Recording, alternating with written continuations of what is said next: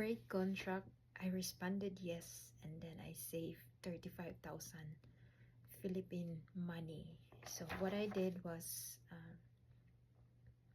December 7, 2023, when I received my pre-arrival letter coming from the Immigration Canada, it says here na, we are currently processing your application for permanent residency and you now qualify to receive pre-arrival services to help you prepare for your new life in Canada.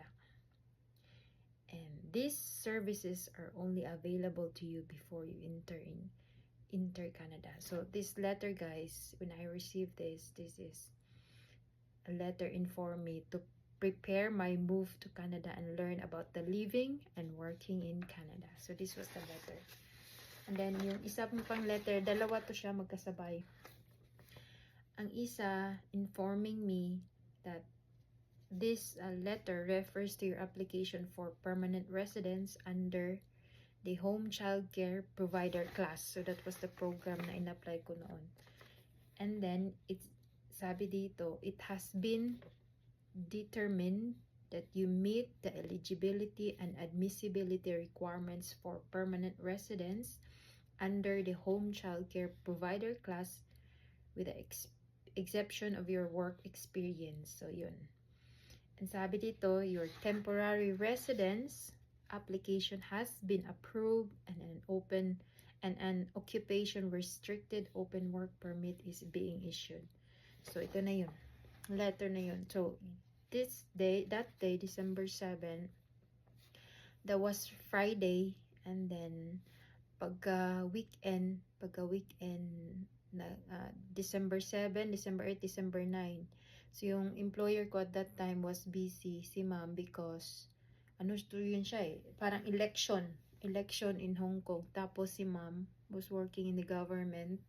Ano siya, parang nasa chief executive sa electoral office. So hindi ko ako nakapagpaalam sa 8 sa 9 Sunday. The evening, sinabihan ko sila ni sir na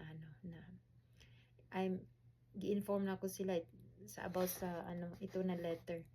And then dala paalam na I have to break the contract, and then I have to break the contract because ito na, meron na. I just have to wait for a few days for the request sa passport for my passport para sa visa stamping. And then it will just take a few days to receive that letter.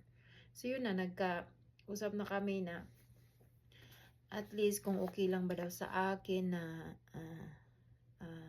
anong tawag dito, na magstay until at least February para makahanap sila ng bago na ipapalit sa akin. Kasi si mom at that time pregnant for her second baby. So sabi ko, I said yes. And then sabi niya na anyway, naman, sa sahod mo until February, I will give it to you, and then on top of that, I will give you a bonus na katumbas ng salary ko. So my salary at that time was 5,000 Hong Kong dollars, and then on top of that, she will give me a bonus for 5,000. So on ticket ko coming here in Canada is around 7,000 Hong Kong dollars. So may pa ako, may naiwan pa ako dito.